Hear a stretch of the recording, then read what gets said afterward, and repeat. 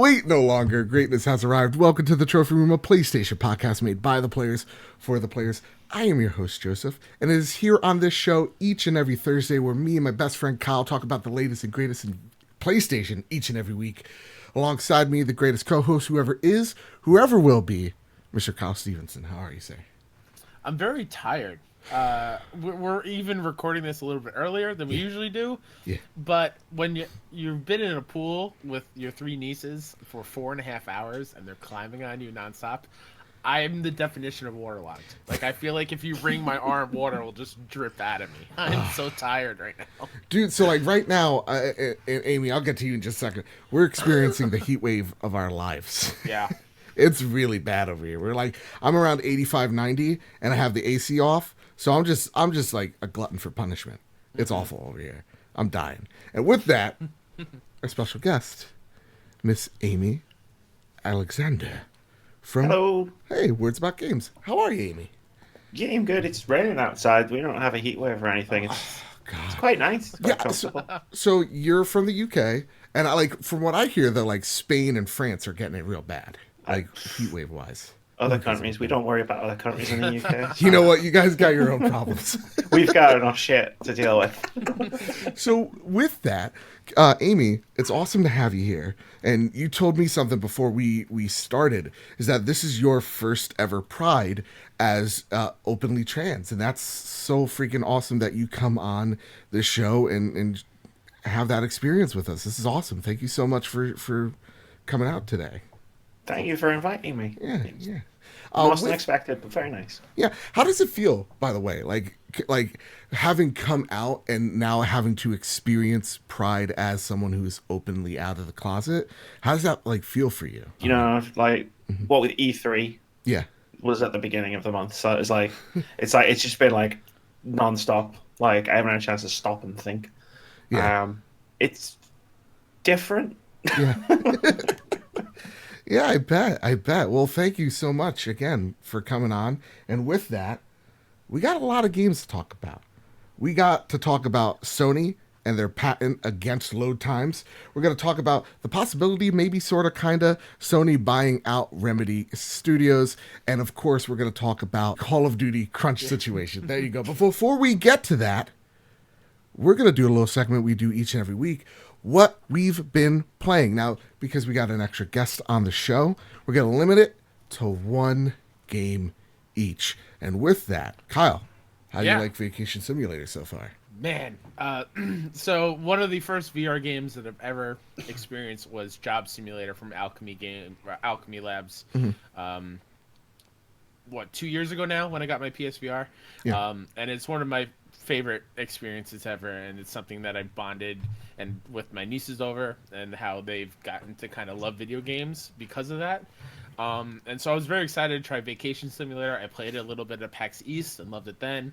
But now that I have the full thing, because they graciously gave us a code, Vacation Simulator takes what I love about Job Simulator and puts it even more into what we expect out of VR games. So what I mean is, Vacation Simulator is so much bigger.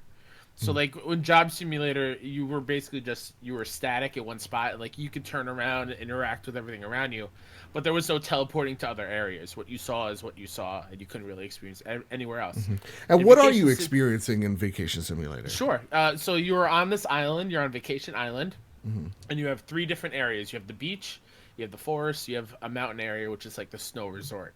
And you can teleport to each one. They have a teleport button, so you can go to different areas in each map. Mm-hmm. And you're basically creating memories. You do all these things, and the robots give you memories in order to unlock other parts of the island. So whether it's building sandcastles or making ice sculptures in the snowy area, collecting butterflies in the forest, and painting in the forest area.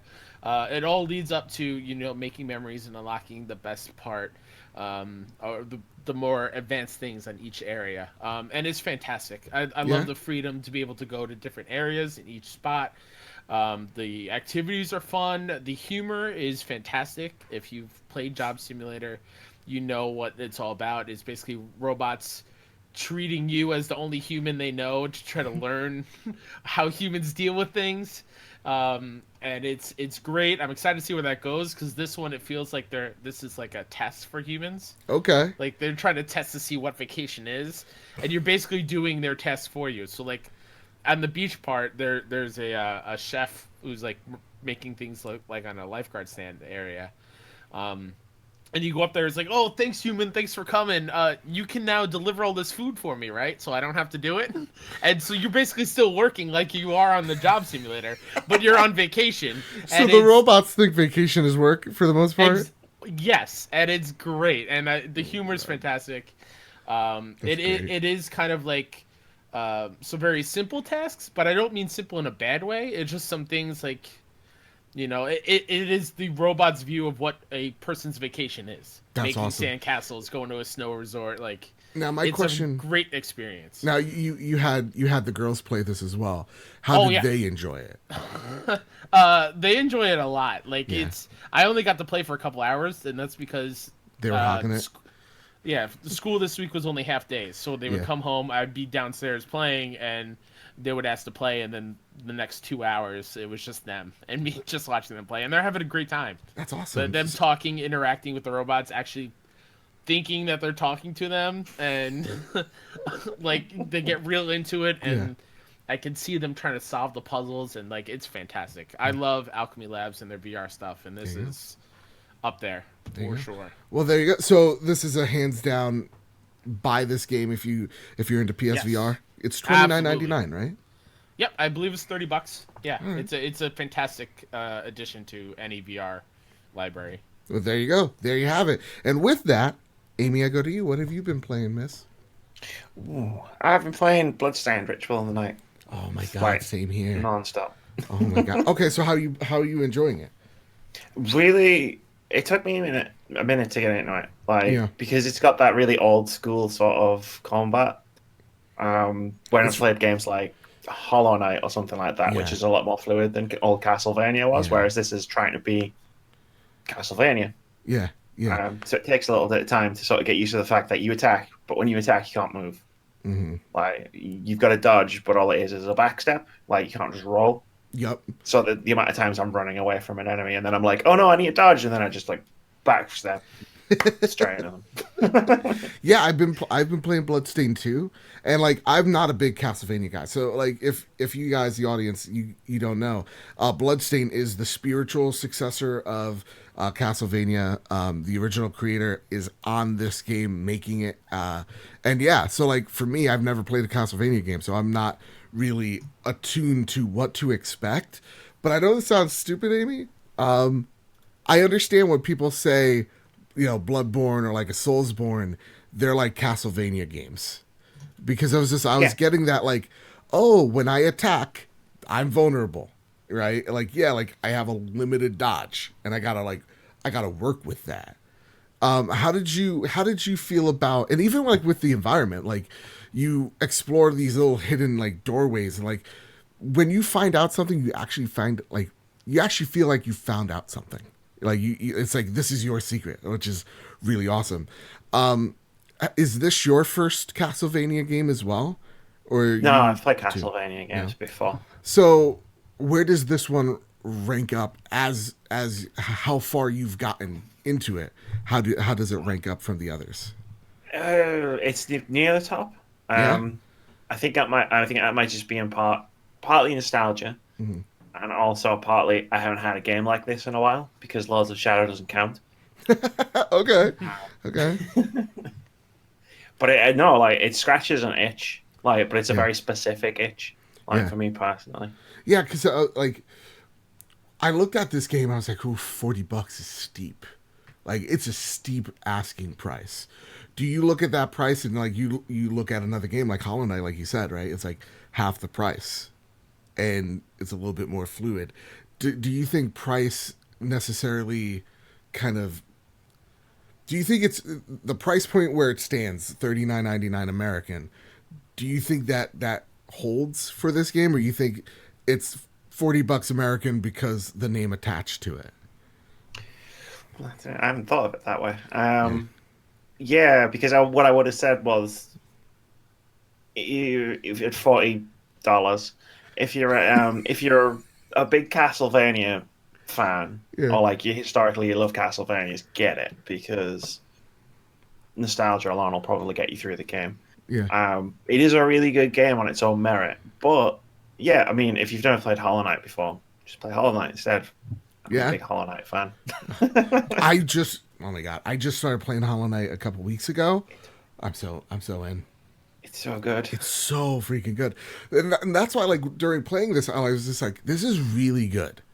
I don't want to take anything away from this game, but like if I had to choose like this or like The Messenger, this or like like a Hollow Knight situation, I'm just like, I think I lean towards those games because like Hollow Knight looks beautiful, and I gotta say Bloodstained doesn't.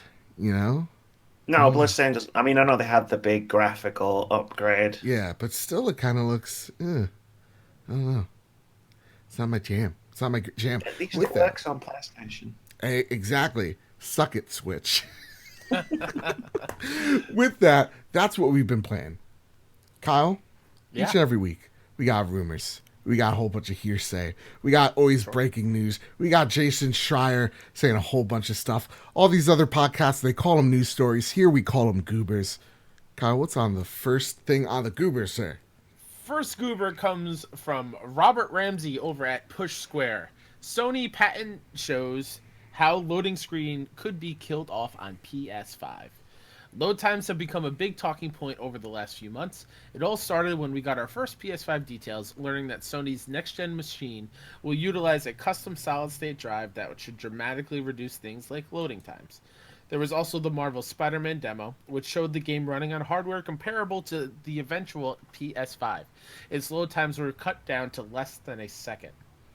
Following the trend, Microsoft had developers talk of load times when it teased Project Scarlet at this year's Xbox E3 press conference. Reduced load times is clearly going to be marketed bullet points for the next generation of consoles. Adding to the conversation is a new patent from Sony. It details technology that, in theory, could kill off loading screens completely. The patent is titled System and Method for Dynamically Loading Game Software for Smooth Gameplay. And it outlines a system that monitors the player's location so that it knows when to load in a new area. Of course, all loading would take place in the background, so at least in concept, you never have to sit through a loading screen. So this is pretty big news, right? Like, Yeah. this has been talked about again on the E3 stage, all the way to the Wired article of Mark Cerny. How loading screens, you're not going to see one, hopefully, ever again. And the first thing I think of is God of War, right? You played that last year, you experienced no load times. And they did very clever things in hiding the load times so you never saw them, but they were there. They just were very cleverly put in behind you in such a way, or in front of you in such a way, that you never notice them as a player. So Because there's stuff going on. So like when you were going in between the different Midgar. realms. Yeah, when you're going Yeah. into the different realms, you're still, that camera angle never broke, and Yep. that's what made that game so great. And that's what I think of when I think of God of War being so revolutionary. Is this is going to be that is truly the first game that pops in my head where it's literally start for finish, one solid camera angle shot. And then to see in the next generation more opportunities for developers to do that and have that type of storytelling is really awesome. With that, Amy, I want to know your thoughts on this never loading time situation, this patent. How big is no loading time for you? Do you think if this is the big talking point the next generation that you're going to be fine with this, or would you like something a little bit more flashy than just, hey, you're never going to see a load time again? It reminds me of when this generation started. Yeah. And you go on Digital Foundry for like every game that came out on PS4 and Xbox One, and it was like, which one has the best frame rates? It was and at first I was like, this is interesting, and then I was like, yeah. It's not. It's just like yeah, like Thief runs at 900p on the Xbox One, and it runs at 1080 on PS4. Whoop de doo, and like they have those side by sides, but it's just like, dude, Really? And you're literally just like on your monitor, like, what? Like, Yeah, Exactly. I'm like, I oh can see yeah, a pixel.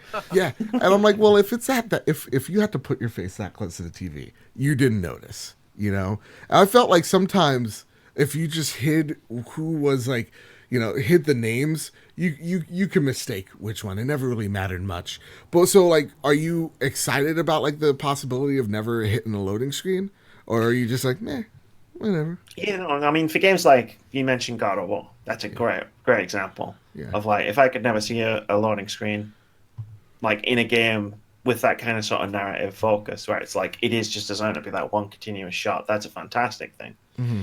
On the flip side of that, if Bloodborne didn't have loading screens to give me that like time to cool down, I probably would have snapped my PS4 controller in half.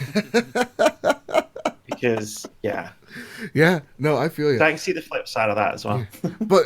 But on the flippity flip, you got like if you're playing Bloodborne, you die. You're waiting there. I remember at launch for almost 40 seconds. Now it's just like maybe it's 4 seconds. Who knows? You know what I mean? You have more time to rage on your, or less time to rage and more time to focus on the game. I think that's pretty dope. Kyle, let me go to Yeah. you. If this is the biggest selling point of the next generation, does this have you excited for the next gen? Absolutely. Yeah. It's something where listeners know this already. I didn't play Bloodborne.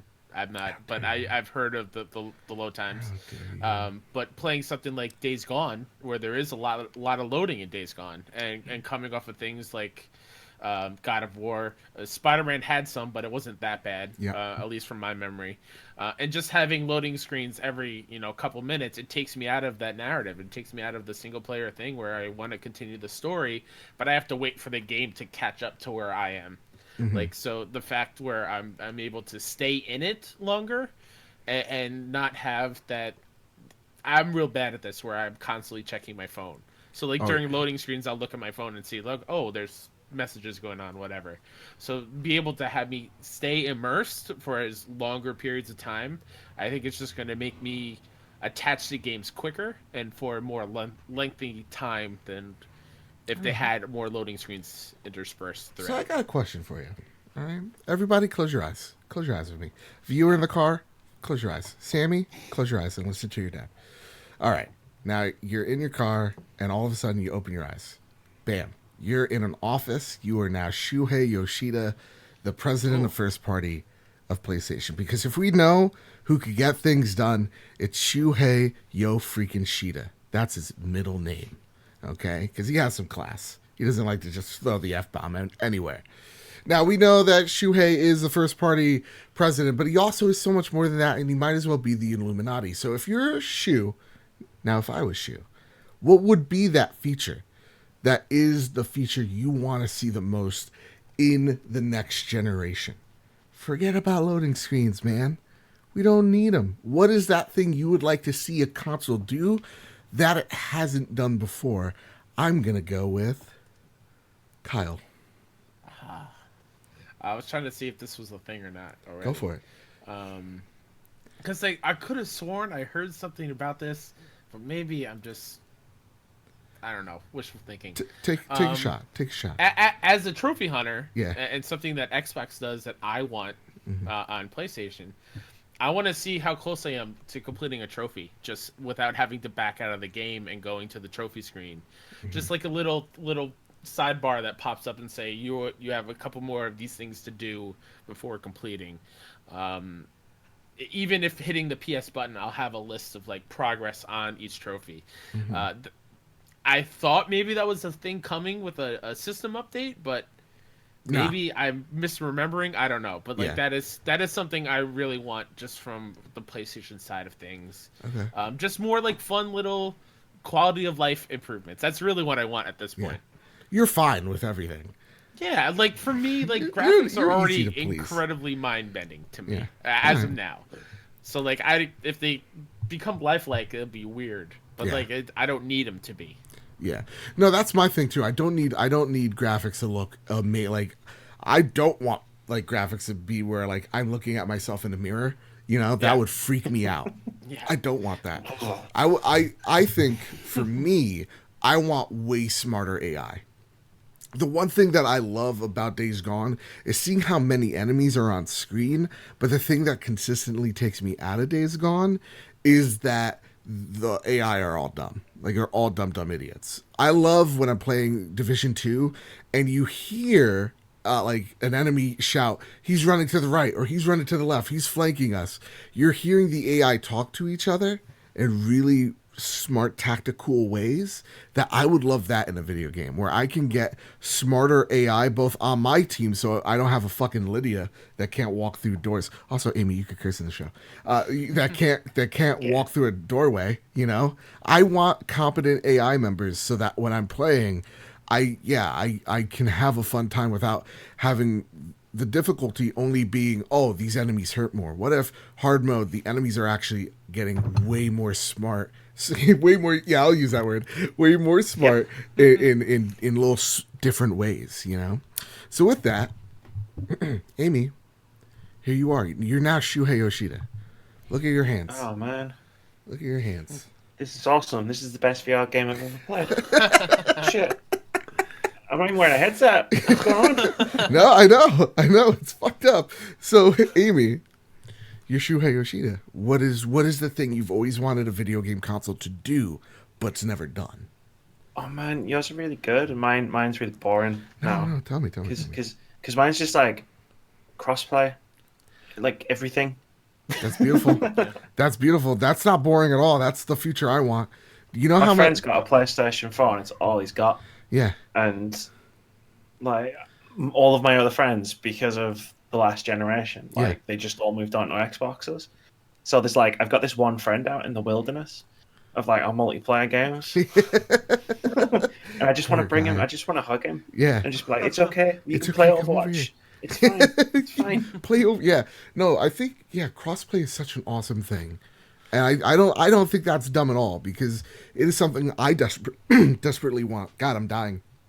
That like this week we're raising money for Chris Berto's wife Katie. Don't worry, we're going to talk about that later on. And I've been having to resort to playing an Xbox. It burns my hands. I hate it so much. But I would love it if I could play Apex with my friend Luke, or I could play Rainbow Six with my friend Luke. And I'm just playing with my friend Luke. And and I'm just playing on my PlayStation controller. I'm playing on my DualShock on my PlayStation. Having to turn on the Xbox, I don't want to deal with it. I'm beyond that. You know, even like to the point where I would love to see Game Pass on PlayStation because I'm now a true believer, everybody. I think it's a great service. And I would love PlayStation to have their own version too. I think it can be done. In the land of like Netflix TV shows, why not have, you know, God of War being able to be played day one for like $10 instead of 60? I think that'd be super freaking dope. But with that, Kyle, Yeah. let's go on to the next goober, sir. This comes from Sam Baker over at Push Square. Some fans think Remedy and PlayStation may be partnering. PlayStation may be partnering with Max Payne developer Remedy on a new game. It's worth noting that the platform holder has already been fairly pally with the Finnish studio since it signed marketing rights to upcoming third-person shooter Control. But some feel that the Alan Wake maker may be working on something new for Sony, perhaps even as an exclusive. The My dog's speculation upset. started less. What? My dog's upset. I've never heard Oh. him bark so loud in my life. I'm sorry if you could hear that. I'm sorry, I derailed the show. That's fine. The speculation started last month when Shuhei Yoshida traveled to Helsinki to visit both Remedy and Housemarque. While it could be put down to the affable executive simply being in the area, it's interesting that the Worldwide Studios president took the time to visit the studio, especially seeing as its upcoming title is being published by 505 Games. Quote from Shuzus himself. That's Shuhei Yoshida, everybody. Thanks, Remedy people, for allowing me to visit Remedy Games in their beautiful office and play Control. I had lots of fun and cannot wait for the release in August. The Quantum Break creator also visited both Naughty Dog and Insomniac Games in quick succession. Sony often encourages collaboration between the studios it's working with, and while this could all ultimately be redundant speculation, there's no question that Remedy's eye for single-player, story-driven games would be a good fit for Sony.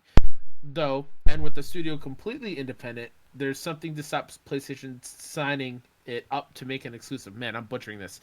Could we see a potential partnership come to fruition on PS5?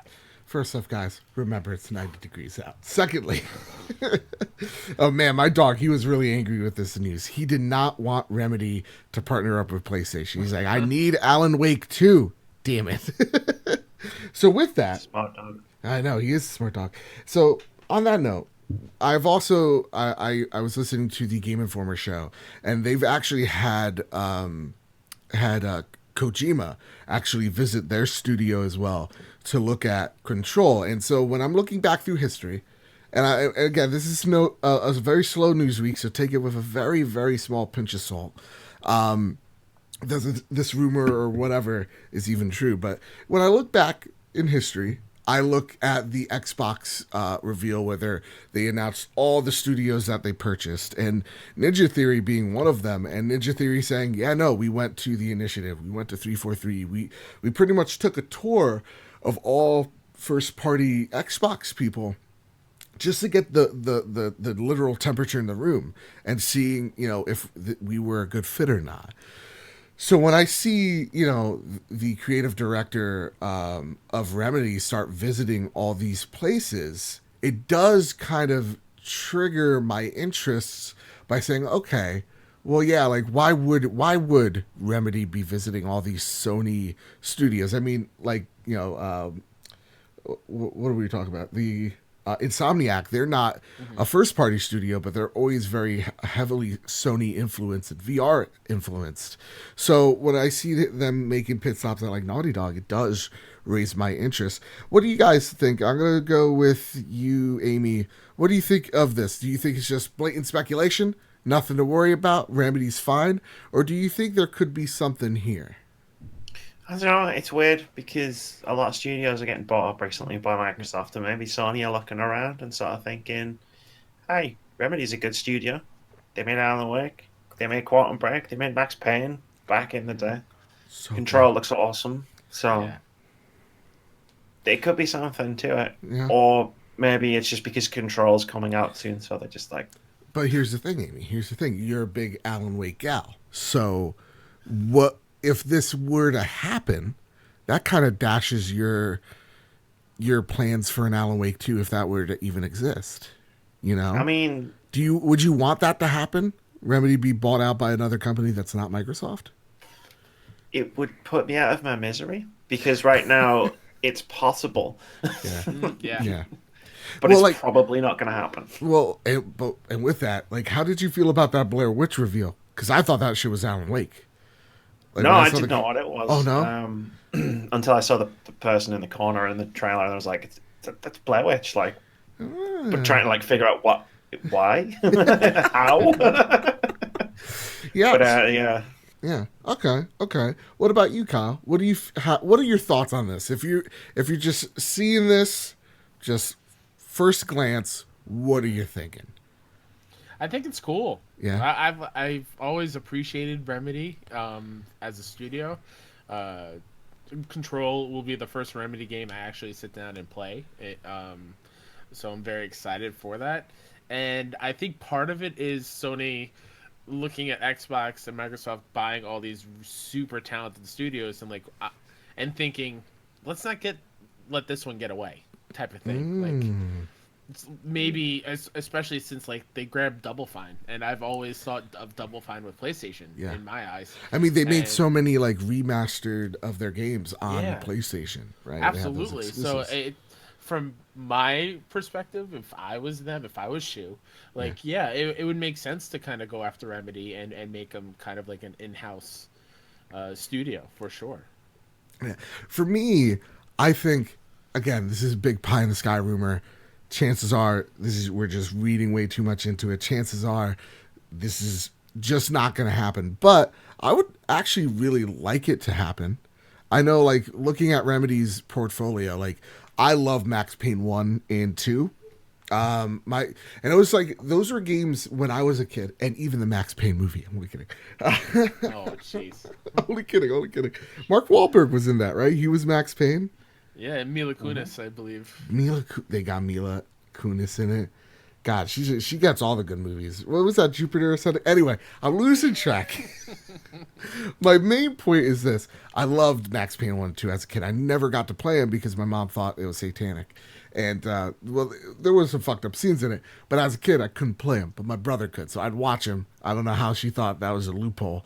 Uh, and so, like, I'd watch my brother play him. And I'm like, oh, my God, this looks so awesome. And when they made Alan Wake, I was kind of just tuned out. I was too busy, being lost in the woods with Gears of War to really care.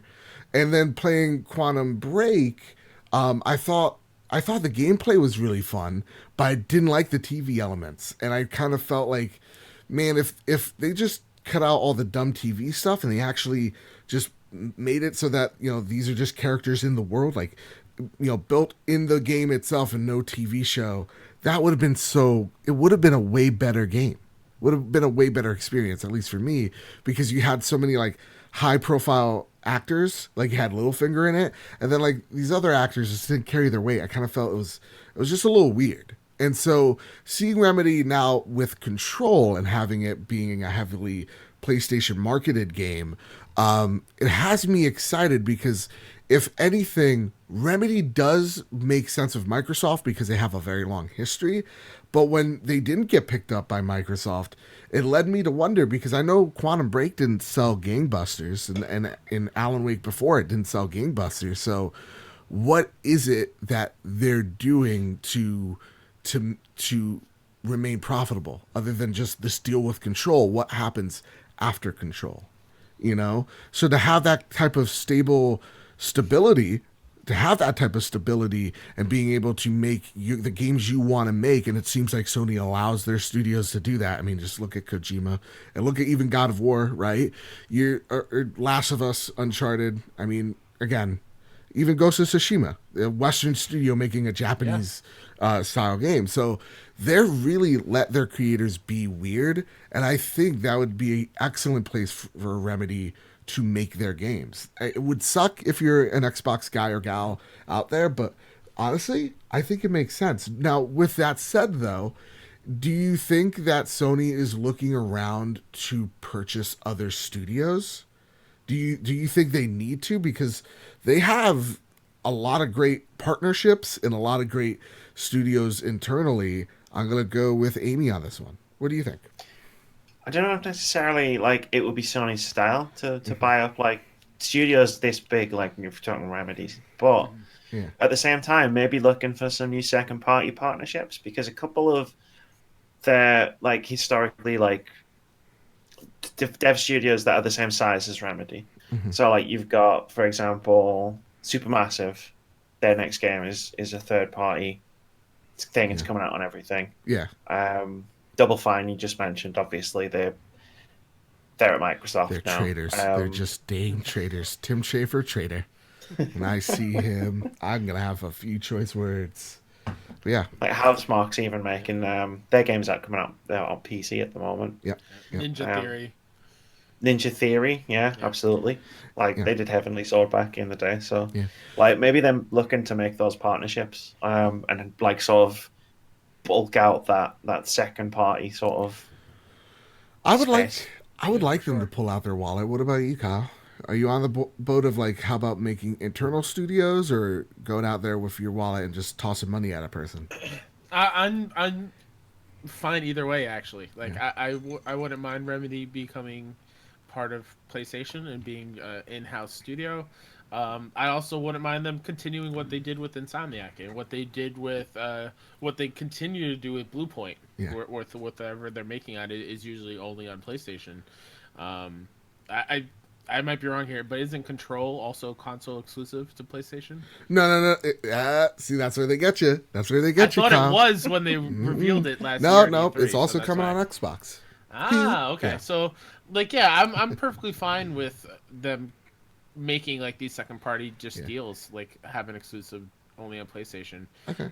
But it would be nice for a studio with such a lineage as Remedy to kind of have a home with one of the big ones. Yeah, I mean, it was really awesome to see Double Fine being purchased, and even Ninja Theory. They're just like, I knew Double Fine. I mean, it was very public when they had like their money problems. When they were on the verge of going bankrupt, and you see a lot of studios do that. So if this means that they're safe, and secure, and they get to be wacky and crazy and be strange, that's awesome, dude. Like, I'd be for it. I actually think, like, if I'm Sony, do I go around like with my wallet out? I think I do. I would like to see Sony acquire just a few more studios, and I would like them to be small little weird ones. Like, I would love Remedy, but like you were talking about Amy before, Housemarque, dude. If they just had them, just like here, make Resogun 2, make Yeah. make Alienation 2. Like make the weird games you like that have an audience here. Make them. Yeah. Oh That'd be yeah, awesome. 100%. God, that'd be I'd much rather they were making another like Next Machina than making a battle royale game. yeah. And then when you look at it, you're like, I don't know how I feel. That's something I just thought of. Like they didn't buy that game company either. And when you think of Journey, like that is PlayStation, Yeah, and they let them go. yeah. And Which is and crazy. who and the people that made Fahrenheit and did we say this Quantic before? Dream. Quantic Yeah, Dream. Quantic Yeah. Dream. Did we say this earlier and I just brain farted?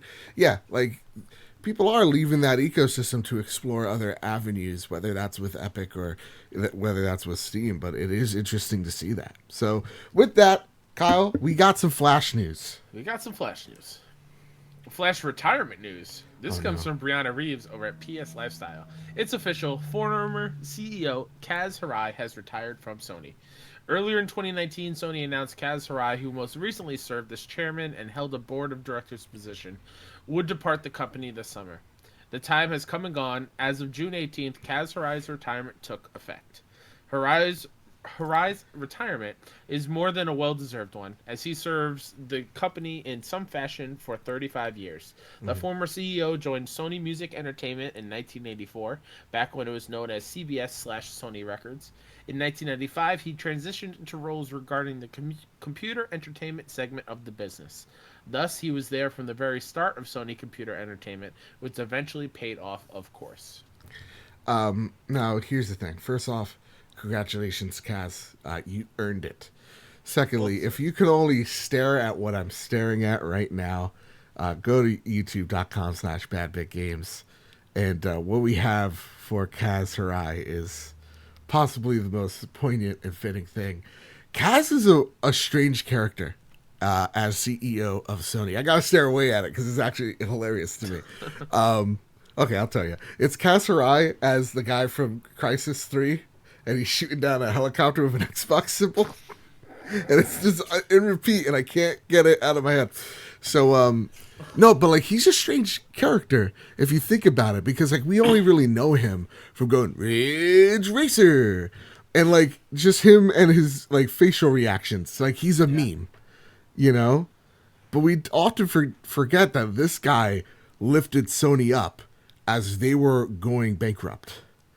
Like this guy not only put Sony on the map. We remember him for the mess up that was the PS3, but he fixed a ton of stuff as well. So, Kaz, onward and upward. Yeah. And also because of him, we had one of the greatest Twitter handles of all time with Fake Kaz. Oh my I god, hope someone was going to bring it up. dude! And he retired too. Yeah. Man, Yeah. no one man should have all that power. You know, take it from Kanye. With that, anybody else have some words for Kaz as we say goodbye to him, and then maybe steal his mail one day? No, it's well deserved. He deserves some time to reflect of all he did for PlayStation and gaming in general. Like, he You know what's deserves also a nice well-deserved retirement. thing? What? You know what's well deserved? An awesome kart racer that hits #1 on the UK sales charts.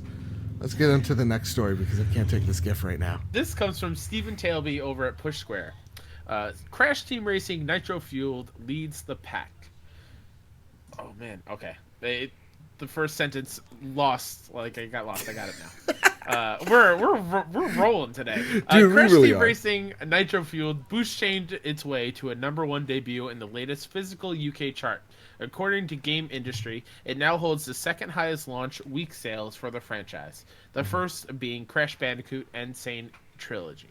Furthermore, it's behind only Days Gone and Resident Evil 2 as the third best launch of 2019. The order is as follows. Number 1, Crash Team Racing Nitro Fueled. Number 2, FIFA 19. Number 3, Forza Horizon 4. Number 4, Days Gone. Number 5, Red Dead Redemption 2. Number 6, Battlefield 5. Number 7, Grand Theft Auto 5. Number 8, Mario Kart 8 Deluxe. Number 9, The Division 2. And number 10, Anthem. Anthem. So, Yeah. Amy, I got a question for you. First, what is your affinity? What's your relationship with Crash? And are you surprised to see it this high on the list? Like, No. Crash? You know? No. I'm not I'm not massively. I was never massively into okay. Crash, but I was never massively into like mascot platformers to Yeah. begin with. But Okay. last year's Spyro? Yeah, the last year. The year before was Crash Exactly, yes. Trilogy. Yep. Yeah, and like both of those games sold really like amazingly well. So like it seems like Activision's just gonna bring out a new remaster every year, and it's just gonna dominate the charts in the summer. So Yeah. no, I'm not really that surprised, to be honest. All right. Kyle, what say you? Are you surprised that Crash making it number 1? No, Crash is huge. Yeah. And I, once we got the Insane Trilogy, the next thing out of everyone's mouth was, give me CTR remastered. And it's finally here. And yeah, I need to pick it up eventually. I never had CTR when I was a kid. Okay. Yeah, I was always a Mario It's nice Kart Crash kid. is back, Joe. Like I want like a brand new standalone Crash game. No, Crash, I'm that going to is say back. this right here, right now. Crash is coming to Smash. Oh, I don't want that Saying to it now. happen. Oh, I want it to happen. It's about time we get some Sony representation up in this. We all do. right? It's called Joker. He's there. Yeah, but other than that cute boy aside, Crash. All right, Crash, man. I want to see him beat up that plumber like he promised. He said his days were numbered. That was in the 90s. Now You he's know getting his own DreamWorks movie. I will agree on this if he shows up with the megaphone, and that's Yeah. like one of his attacks. Oh, absolutely. And like he bashes Luigi over the head with it, dumb plumber. Mind your own business. Honest to God, I am so tempted to get this game. I never played CTR myself. So like I don't get the affinity of it. And what a lot of people are saying is just like it does not give a shit. It's just like it is unapologetically it is what you remember it as, for better and for worse. Like it is a solid thing that could compete with Mario Kart, but it's unforgiving. So I'm interested to see what the hype is all about. But like Amy, I'm with you. As in the 90s, I was a Nintendo kid. Like I loved Mario, I loved Mario Kart, I loved Super Smash Brothers. Those games saved my childhood single-handedly. So like I didn't have a huge thing for Crash. Like we had a PS1 at my grandma's house. But like, yeah, like CTR I never knew was like a big thing. When I saw it, I kind of just poo-pooed it because I'm like, it's just trying to copy Mario Kart. But It's just now seeing Mario it, Kart. exactly. Now seeing it, like people are like, no, it's a lot different. Maybe that difference is what it needs to stand out. You know? Yeah. So with that, let's get into. Oh my God. Are you ready for the PS Plus games for July, Joe? Yeah, let's talk about it. Yeah, let's go for it. The first entry in PS Plus games for July, Pro Evolution Soccer 2019. From Konami's long-running sports franchise, Pro Evolution Soccer 2019 features a huge selection of real-world licensed leagues alongside hundreds of familiar players, bringing the thrill of global competition directly to your living room. And the second offering for the month of July is Horizon Chase Turbo. Prepare for a blast of pure 90s nostalgia with Horizon Chase Turbo, a love letter to the iconic Just One More Go racers of the arcade's golden age.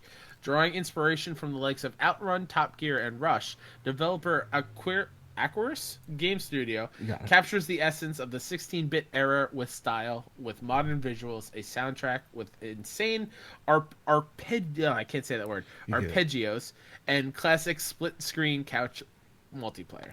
That's why I don't read the notes anymore, ladies and gentlemen. That's why I give it to Kyle. figure out He how to does all say the that hard word. work. He puts the show on his back. Man, these are awful. I don't know. The Horizon Chase Turbo, I feel I've heard is a great game.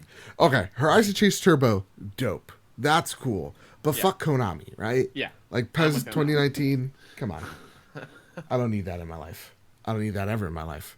Yeah. Is this just because it's the summer, or is it just because the generation is winding down that they're not really trying? Do you think, Kyle? You know what really bones me out, Joe? What's that? Where's the VR, man? Like, give me a VR title in this lineup. Why isn't it a thing? Dude. Didn't they do it for a while where they had They like did. a VR game and the PS Plus games? Yeah. When did they stop?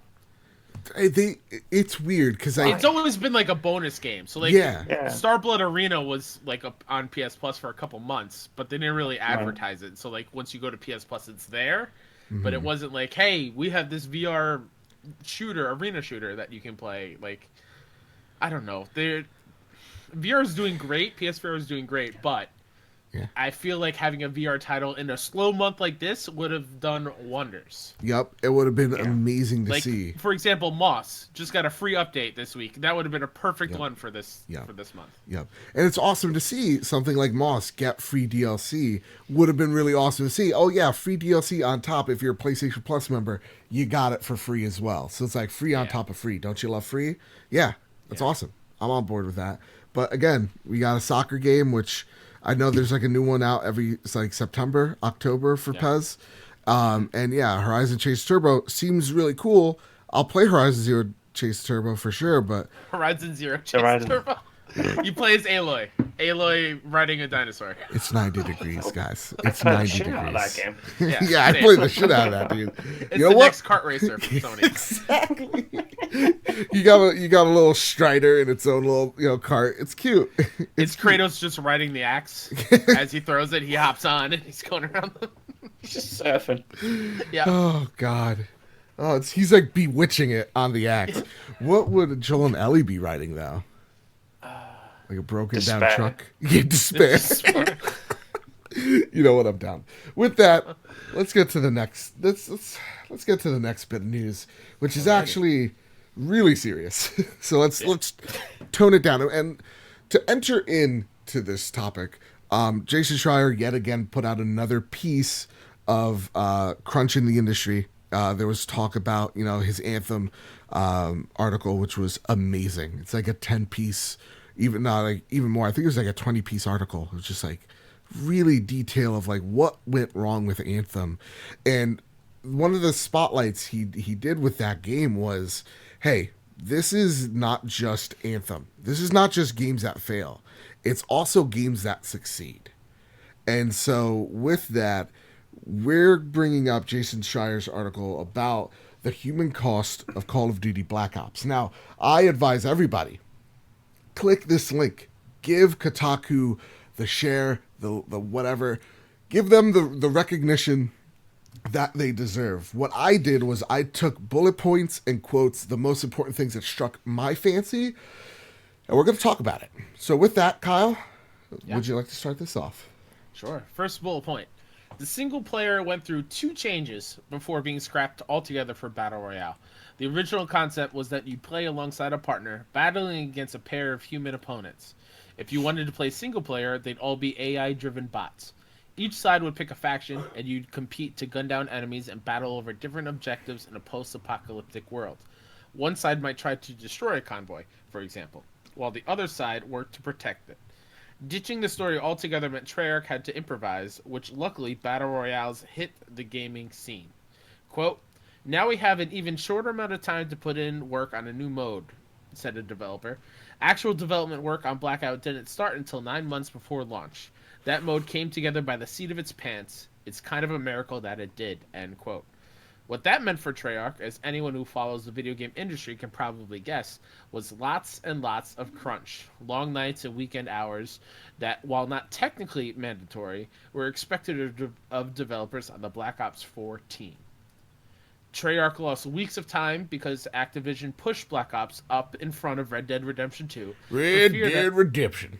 for fear that RDR2 would hurt their sales, which meant more crunch for Treyarch. Testers or contract workers get paid $13 to $30 an hour, of which testers were treated the worst, often worked the hardest and longest. Employees of Treyarch spent most of 2018 crunching to finish Black Ops 4, according to all of those interviewed for this story. One developer estimated that during crunch time, they'd work 12 hours from Monday through Thursday, a standard 8-hour day on Friday, then another 8 hours on Saturday for a total of 64 hours per week. If things got bad, they said, you do 12-hour Fridays, maybe even a Sunday. Some described seeing colleagues sleep in their office, while one described a culture of drinking to cope with the crunch. Quote, there were weeks straight when I was not taking weekends, said a former Treyarch developer. They described the effects of these hours. Panic attacks, burnout, disassociation. You feel like your boundaries are being violated. You lose all passion for what you're doing and forget why you were doing it in the first place. It's a nightmare. Despite the fact that they had helped make one of the most lucrative video game series on the planet, some people have extra jobs, said one. After their regular 8-hour shift, they go work something else. Quote, I was told crunch would end after we released the game, that developer said. Then I was told crunch would end after winter break. Then I was told crunch would end once we got into the summer, end quote. Treyarch developers said they felt that pain. In interviews, many said that they were just as frustrated with publisher Activision's never-ending quest for increased revenue, and they were frustrated with the lack of influence they had on it. There are concerns in the studio that returning to a 2-year development cycle after getting 3 years for each of the last 2 games will exacerbate the crunch and worsen the issues that Treyarch has been facing. Man, that's a lot. And, wow. So this story literally broke this afternoon. And it really goes to show the human cost of what it takes to make a video game. You know, like, I think, and I want to get your first question here is, crunch is something that we don't get to hear about, right? Until recently, we haven't heard a lot about it. And I feel like the reason is a lot of gamers are just kept in the dark of what goes on with how video games are made. And I think it's not until like people like Jason Schreier go, no, actually, like we need to maybe start unionizing. It's with that like maybe we need to unionize. Well, why? And then you start hearing what developers have to go through. It's shocking. It really is. I mean, like when I was little, and a lot of people I still know today think it's just them playing video games all day. Yeah. And figure out what works. And the ironic thing, Kyle, is the fact that the people that had it worse in the story were the testers. Yeah. Were the people actually like playing the video game, were treated like shit. There's one part where, you know, in the story they talk about 12-hour, 14-hour days, 6 days a week, sometimes even Sunday. There was one part of the story I left out where it's in the middle of a heat wave in July in Los Angeles. And the testers were working overtime, and then the AC just turned off. Oh, and they were still expected to work. And they're just like, oh yeah, the AC's broken. And it would happen over and over again, countless times. They were treated like secondary citizens. And the thing that's crazy to me is their pay. Like, the minimum wage in LA is $12 an hour. Hallelujah. I wish I could get that here in Jersey. But how much you would get paid starting? $13. And in the article, it said that people that were seasoned testers maybe made $6 more than that. It wasn't the best type of living. So my first question for you, Amy, is what is the thing that stands out to you the most out of either the article or the bullet points we just talked about? I mean, apart from how obviously shit the entire situation was. Yeah. It's kind of the ending. The ending. Because we heard it was last month before we heard about the cancelled Sledgehammer's Call of Duty game. Was coming out next year. Now they're going to do Black Ops 5 instead. It's like, well, I mean, that doesn't give them a great deal of time to make another Call of Duty game. Yeah. How? Yeah, how do you do that? How, if this 3-year cycle almost broke people, and it seemed like it did, like people are drinking on the job to cope. You know, people are like, if you have to sleep at your desk, and I get it, some days you work really hard, guys, I get it. But like, for weeks on end, that you fundamentally broken as a company. Like, you're morally bankrupt at that point. There's no way of looking around that of like, oh yeah, this is great. This is like hard work, you know? That's all it is. Like, my father, like, real talk, he works 70 hours a week almost every single week. And he does that so that I don't have to. You know what I mean? Like, that's his aspiration, is like, I'm pouring in all these godforsaken hours so that my kid have a better life than me, and to see, hey, the industry we want to get into is literally the same. It's just like, you are fucked. It's disheartening. And like, yeah, like, how are they going to turn out this game in 2 years? Yeah. Crunch.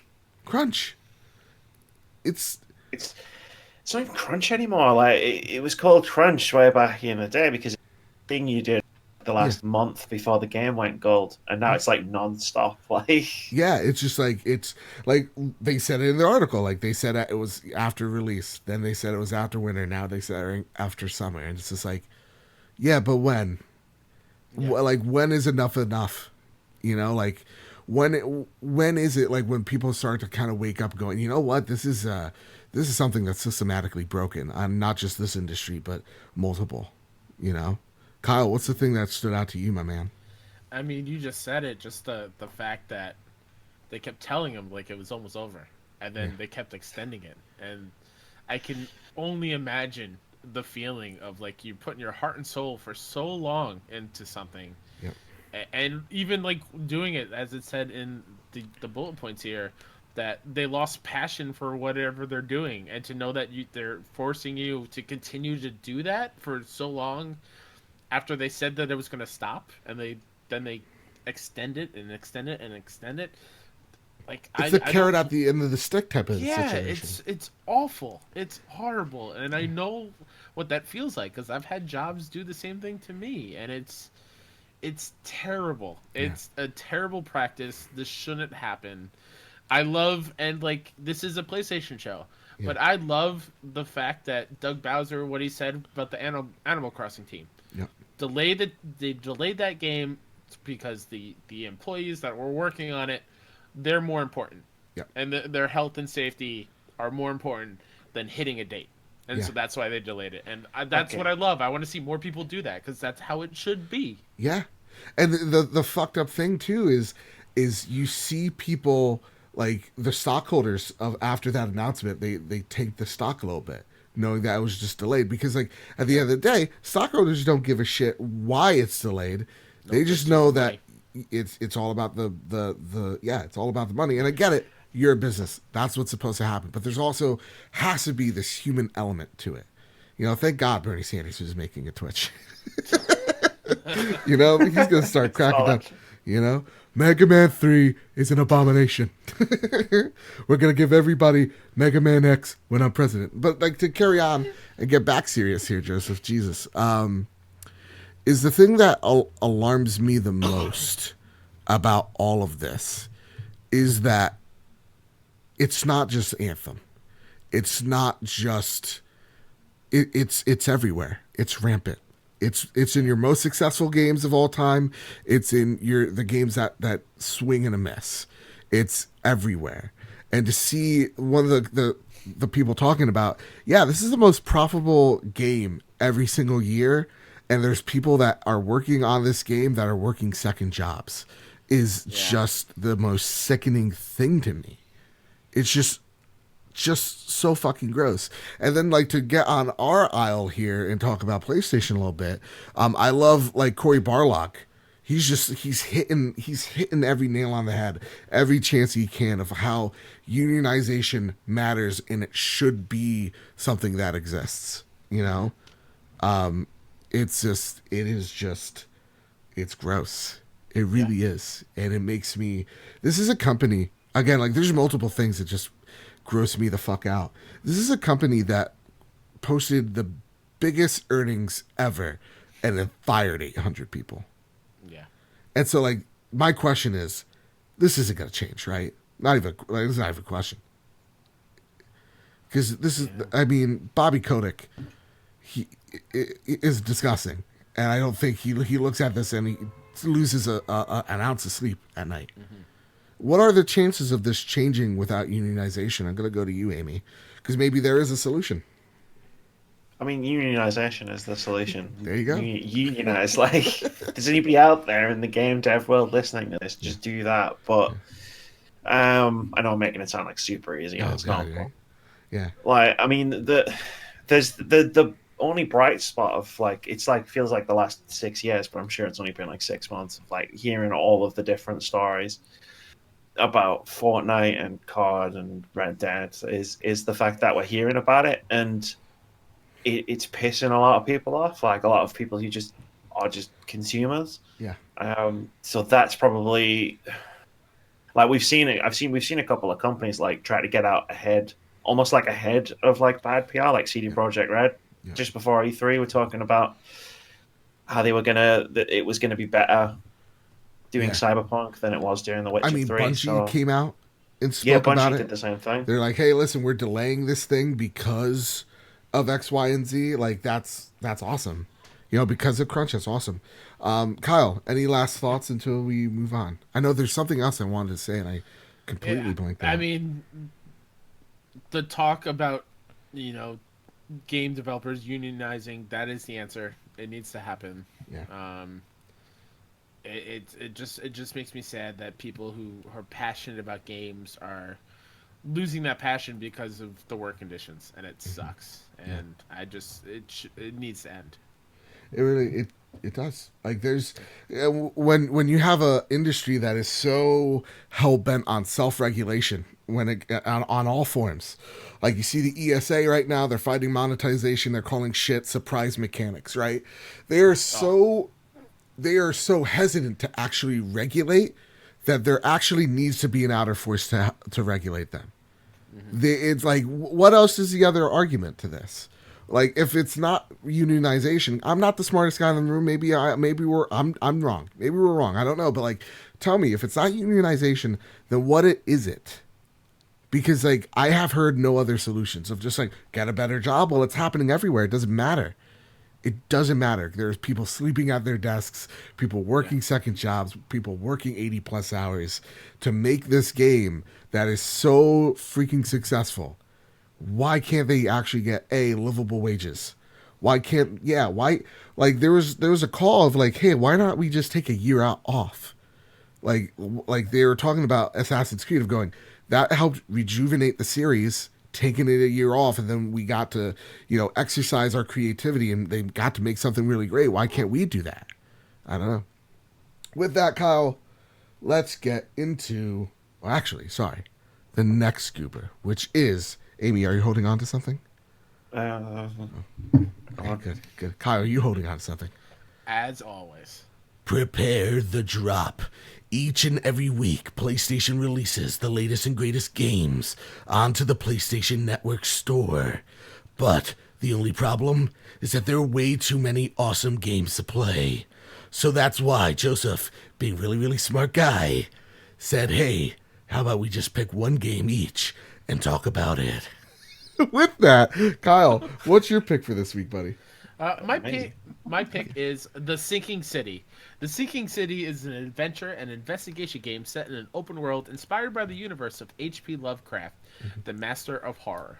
The half-submerged city of Oakmont is gripped by supernatural forces. You're a private investigator and have to uncover the truth of what has possessed the city and the minds of its inhabitants. Ooh. Yeah, we saw that. Did we say that in the Kind of Funny Games showcase? Yeah, it was in the showcase. And also the PC gaming show? I believe it was somewhere else during E3. I can't remember where, but yeah, it looks cool. I like the whole vibe of H.P. Lovecraft, so yeah, why not? I was going to do a whole skip for this next one. Oh, yeah. But it's probably too hot. It is a little bit too hot. You know what? For the sake of comedy, everybody get your YouTube app out. Amy, what's the game you're excited for? So I've looked through the list, and I'm very curious. I'm just going to ignore that for a moment. My game is Fairwind, which is out for PS4 and PS Vita on the 27th of June. And Fairwind is a colourful pixel art style action platformer game that evokes the challenging classics of the old days. embark on this epic adventure in which a little fox will fight the ominous darkness that is invading its world. And the picture of the fox is really cute. Mm-hmm. But I mostly picked it because it's coming out on Vita. And Thank you, another Vita lover. That's why I rest almost in went peace. with this myself, because it was also coming out on the Vita. it's not dead. It's definitely not dead. No. Hey, what's up, guys? Man, you look worse for wear, Spider-Man. Wow, it is. Your eyes are all over the place. So here's where my one eye is. Here's where the second one is. Now, if I can't. Oh, that's better. That looks better. Okay. The game I'm excited for. Oh, hey guys, Spider-Bit here. I got a new movie coming out next week, July 7th. Spider-Man, not Homecoming 2, shit. Far From Home. Really excited. Got Marvel Ultimate Alliance, July 18th, I think. 19th. Okay, let me read this. Game I'm excited for. Oh yeah, Spider-Man Far From Home Experience. Okay, I'm not going to read the description, but here's the Would deal. you like me to read it, Spider-Bit, as you act it out? Honest to God, yes. Okay. Your time to swing through the New York like Spider-Man has finally arrived. In breathtaking virtual reality, you'll finally have the chance to scale and swing from the highest towers in Manhattan. Just pick one of 4 Spider-Man suits, and you'll be launched into the clouds. But keep your eyes and ears peeled. A colossal and dangerous enemy is waiting. I hope one of those costumes is you, Spider-Bit. Just Spider-Bit in a computer chair with headphones and a podcasting rig. Yeah. Give it to me. Yeah. So I was just swinging on by, and I just wanted to let you guys know this, because the other day, I may not have been playing Apex Legends, and I was just looking at, like, the drop. Because I'm Spider-Bit, I want to be involved. I can't read this thing. I want to be involved with the people, Yeah. And I really can't. It's suffocating me. Anyway, I got my webs on the ground. I want to hear the heartbeat of the city. And so I saw that they took my likeness and they made a VR experience. Now, does it look bad? Yes. Absolutely it does. It looks like the PlayStation 2 game. But is it what I always wanted, which was the swing in VR? Now, you might be saying, Spider-Bit, you could already swing. Why does this matter to you? But it's for the people that can't. Oh. Not everybody can swing web like me. So, gives the normies out there a chance to be, feel like what it's like to be me. Also, my neck beard hair, poking through this. Oh. It's very noticeable. So, I'm going to swing on out of here. I can't see or breathe. So, could you get to the Andy House's snail mail where, not me, Joseph has to steal Andrew House's mail? Thanks. Sure. Oh man, there he goes. There's Spider-Man. It's gone. Wow, yeah. It's always a pleasure whenever he graces us with his presence. No, absolutely. Especially in that heat as well. Yeah, I know. Oh, hey Joe. Wow. Sorry, guys. I had to take a huge shit. No, very unprofessional of me. You missed Spider-Man. Happened. What? Yeah. What? But he has a movie, July 2nd, Far From Home.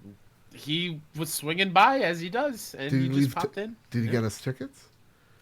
No, I should have asked him, but Dude, you have him here. You gotta ask, man. damn it. All right, next time. All right. Well, listen, I already did one bit today. I'm not gonna do another bit.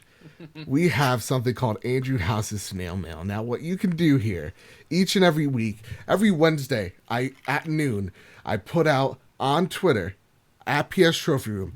Got any questions for us, bruh? Or we go into the Casa de Bad Bit Discord and we ask every single Wednesday. You got any questions for us, bruh? And sometimes you browse do. So with that, or you can send your mail to Andrew House. I come into his house. Sure.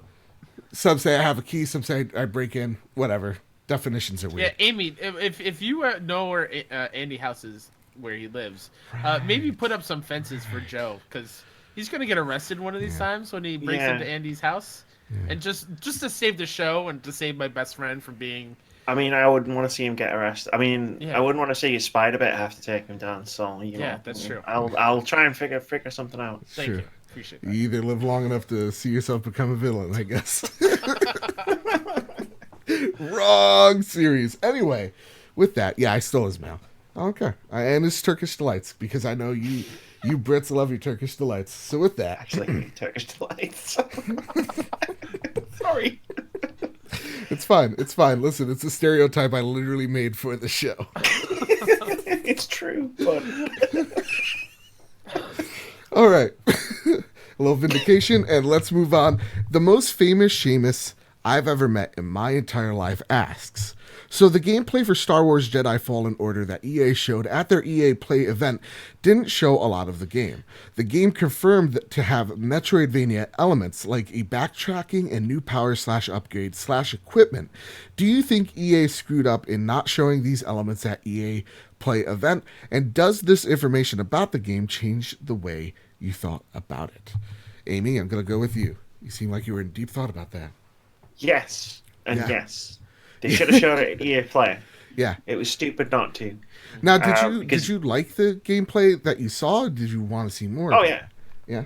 No, I like the gameplay that I saw, but like learning that, like seeing the gameplay that I saw, it looked like it was going to be, and this is probably just me projecting partially. It's like it looked like it was going to be like a 10-hour linear story, Uncharted style sort of like progression. Yeah. So like when they were talking about it being like a Metroidvania style thing, and you get your powers, and then you go back to different planets and visit new areas that you couldn't before. I was like, that fundamentally changed how excited I was for the game. Okay. Like, I was excited, and now I'm like, I don't know, mega excited. So are you a big Star Wars fan, may I ask? Yes. Fuck yes. Fuck yes. Oh, God, isn't this one of the most magical series you ever done seen? This excited me. I was so excited. Like, when I was like, Metroidvania elements, on board with that. When I saw, like, you go visit different planets when you want to, I was like, that sounds awesome. I saw the combat. I was on board with the combat. So Yeah. I liked what I saw from that gameplay. It made me have faith. And I love Saul Guerrero. I did. That's how Saul Guerrero talks, okay? Okay? Oh, wow. I was not expecting that. That It's took Saul me off Guerrero. guard. He talks like he's from Brooklyn. I did it to protect you.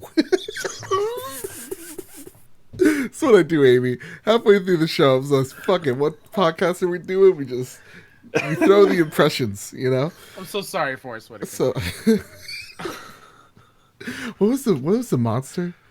The squid monster? What was it called? He was reading the From guy's what? mind from Rogue One. I don't know. We'll just call it the Bukkake. The Bukkake knows. You know?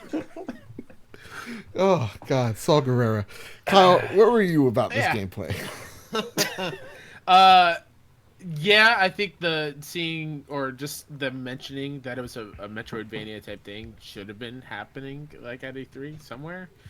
I'm still super excited for it. I have it pre-ordered.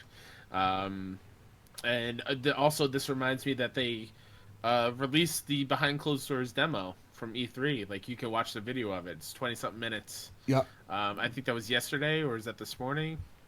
It was fairly recent, so Famous I need to Seamus watch put it it in the Discord, Yeah. so you could go and check that out. It looked, it was the Bulgully.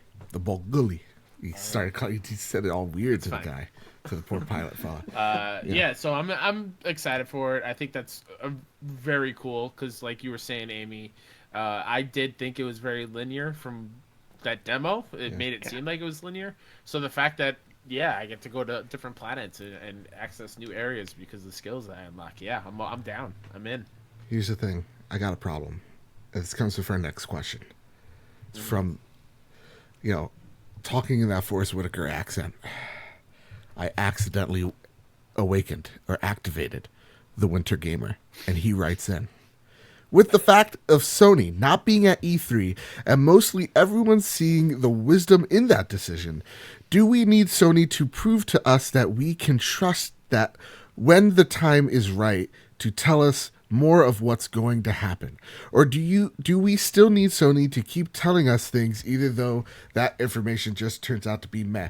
So what Winter's trying to get at here, I got you, Winter, I got you, is the state of plays, the PlayStation little events that we see every so often, and then even the Wired article with the PlayStation 5.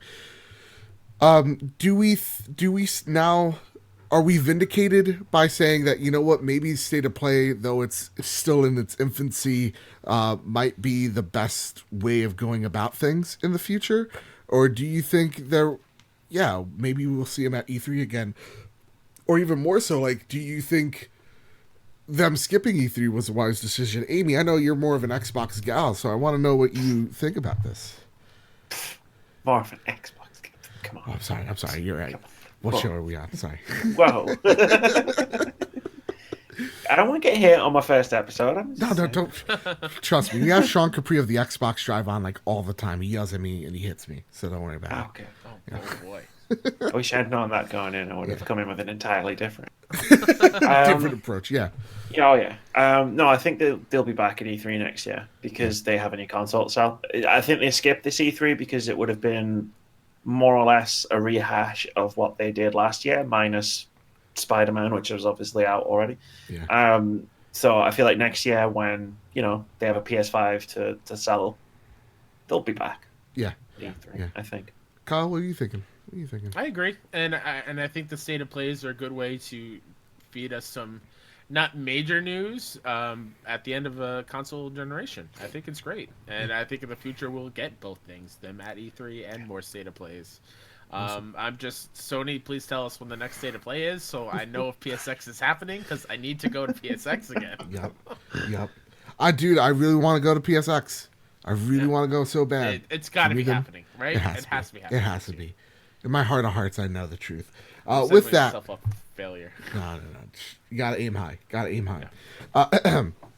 Marcus O'Neill writes in via the PS Trophy Room on Twitter, or at PS Trophy Room on Twitter. Just wanted to say you guys have been killing it with the podcast. I've been listening for a while now, and I'm super proud to see how far you've come. Well, thank you, Marcus. That's very nice of you. Buddy. Sorry, this episode we let you down, and we let Amy down.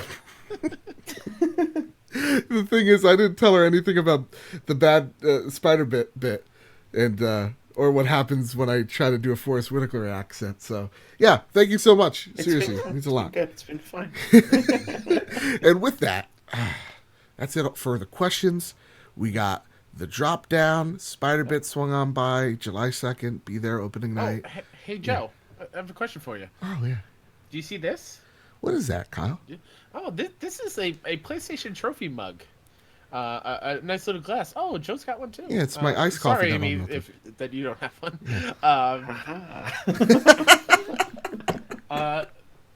We finally got it in the mail. We ordered it a couple months ago. Yeah. I ordered two because I was going to give one to Joe, but Joe ordered one on his own anyway. So what I'm going to do is I'm going to give this one away to a lucky listener of this Trophy Room episode and just in general. So Joe, would you like to tell the people what we're doing with this brand new, which is sold out? I'm pretty sure you can't get it anywhere else. So if you want it, please listen to Joe and find out how. So first things first. Hear that glass? That is some high quality glass. You can't just get this anywhere. Let me tell you, the build quality is fantastic. Yeah. I love this little mug. I think it's great. It's going to be my Trophy Room mug. So if you want to drink like Trophy Room hosts, you got to get this mug. So here's what you do. We're going to have a little giveaway. This is our 99th episode. Our 100th episode is next week. And so what we decided to do was we're going to have a bonus episode to kind of congratulate us on hitting 100. On July... Let me make sure I have it right. Yep, July 12th, which is Friday. Let's say 8 o'clock Eastern time. Make sense? Sure. 8 o'clock Eastern Standard Time, we're going to be having the Great PlayStation Debate. This is where me and Kyle will debate the top 10 PlayStation games so far. Now, the judge is still out. We're going to try to find a judge. But July 12th, we're going to have this live streamed on YouTube for everyone to see. So that's youtube.com/badbiggames. That's where you're going to find the Trophy Room's live episode of the Great PlayStation Debate. And there, we will be giving away this mug. Now, how to enter in is simple. At the live stream, donate $5 to our good friend, the Birdo family. They are trying to prevent breast cancer. Found out that a little while ago that our good friend Chris, his wife Katie, has to get a mastectomy, a double mastectomy, because they found cancer cells. And so they have to undergo the surgery. They're trying to raise $5,000. And so we want to help as well, because if you guys have been listening to Bad Bit Games for a while now, and not just the Trophy Room, you guys and gals know that I lost my grandpa to cancer. It's not fun. It sucks. I hate cancer. It blows, and I just want to punch it in the face.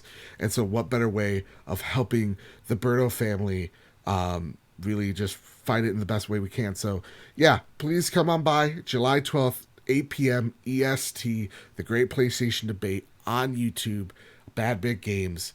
Donate $5 or up, and you're entered to win. If you donate $10, then you get 2 entries to win. Basically, every $5 that you donate will get you an entry. So, yeah, $10 get 2, 15 3, 24, so on, so on. Mm-hmm.